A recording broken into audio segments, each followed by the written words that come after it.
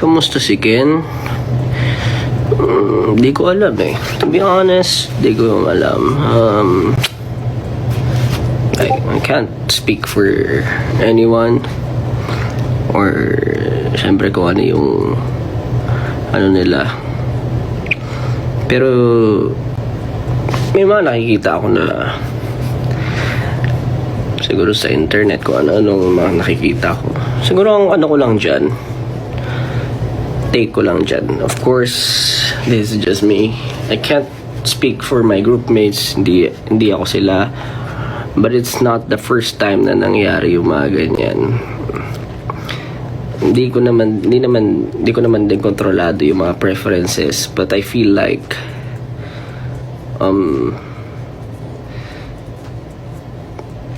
siguro minsan may mga times na dapat kuwari, for example, I'm talking as Josh, and hindi ko alam kung ano yung, syempre yung naiisip din nung iba, kung agree sila dito, but at the same time, di rin ako makapagsabi kung okay sila o hindi. Pero yung pag may ganun, parang you should let them do their thing. Of course, when it comes to fashion, their appearances, ako, sino man sa SB19, kung ano yung gusto nila. Kung si Pao, di ba, papalda, si Stel. I think this is not the first time that it happened. And Ken, Justin, or me, maybe we have different siguro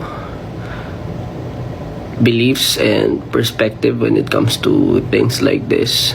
Nakikita ko sa dami nagsasabi kamusta, pero you shouldn't, siguro iwasan nyo yung, or alam niyo yun, if you, kung di nyo may di kayo trip kung ano yung ginagawa kuwari kay Ken, I feel like dapat, especially when it comes to appearances and fashion, you should let people express themselves. Ayun, kasi ano rin siya, kung mangyari sa akin yun, parang in a way I appreciate siguro the concern, pero that's still my body. Ganun yung take ko sa mga ganyan. Yan, parang at least, diba? I know we guys are, of course, very approachable lahat, or merong mga kanya-kanyang siguro let's keep it healthy. Yun lang. Mahirap kasi, sabi ko nga, diba, it wouldn't hurt at least to say nice things. Kung merong hindi swak sa preferences nyo, okay lang yun. Kasi kumbaga, wag na kayo mandamay. Yun na siguro. Nasa inyo na yun eh, di ba? Kahit sino sa amin, feeling ko,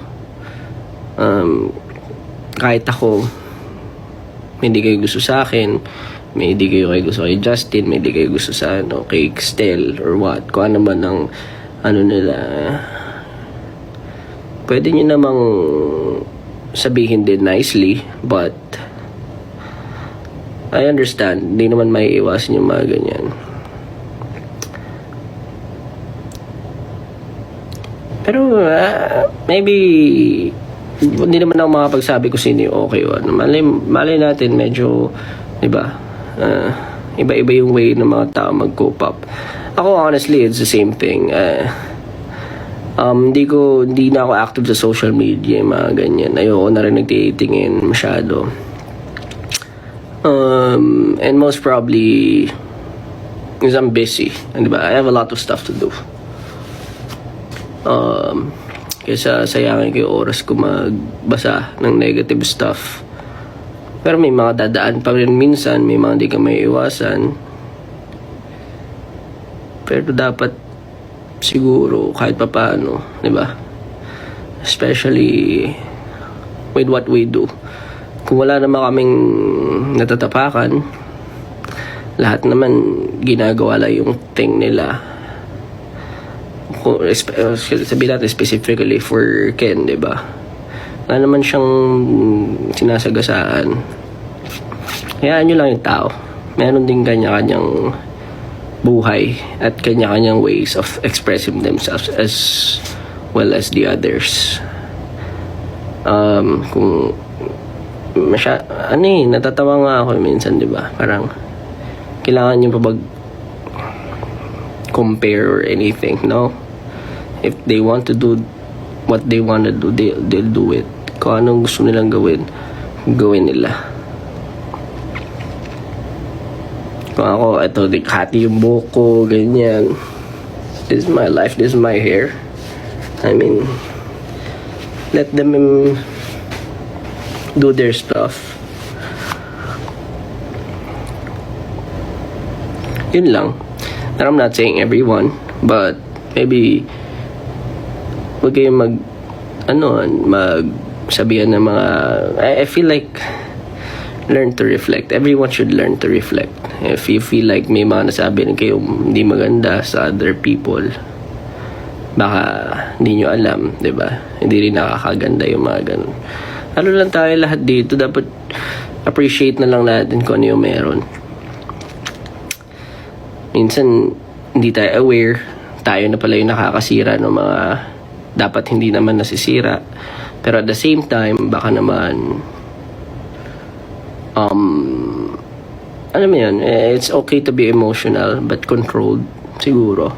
Be aware of the bigger picture kasi hindi naman natin nakikita lahat. Hindi nyo naman kami nakakasama araw-araw. Hindi naman kayo makapagsabi kung yung dapat tama at mali. There are things na happening for a reason. Maybe yung iba nadjudge nyo agad sa isang clip, sa isang video, but what about the bigger pictures, diba? Yun lang. Buhay at kanya-kanyang ways of expressing themselves as well as the others. Kung natatawa nga ako minsan, diba? Parang kailangan nyo pa compare or anything, no? If they want to do what they want to do, they'll do it. Kung anong gusto nilang gawin nila. Kung ako, ito, hati yung buhok ko, ganyan. This is my life, this is my hair. I mean, let them do their stuff. Yun lang. And I'm not saying everyone, but maybe wag kayong magsabihan ng mga, I feel like learn to reflect. Everyone should learn to reflect. If you feel like may mga nasabi na kayo hindi maganda sa other people, baka hindi nyo alam, diba? Hindi rin nakakaganda yung mga ganun. Ano lang tayo lahat dito, dapat appreciate na lang natin kung ano yung meron. Minsan hindi tayo aware, tayo na pala yung nakakasira ng mga dapat hindi naman nasisira. Pero at the same time, baka naman alam mo yun, it's okay to be emotional but controlled siguro. Be aware of the bigger picture kasi hindi naman natin nakikita lahat. Hindi nyo naman kami nakakasama araw-araw. Hindi naman kayo makapagsabi kung yung dapat tama at mali. There are things na happening for a reason. Maybe yung iba nadjudge nyo agad sa isang clip, sa isang video, but what about the bigger pictures, diba? Yun lang.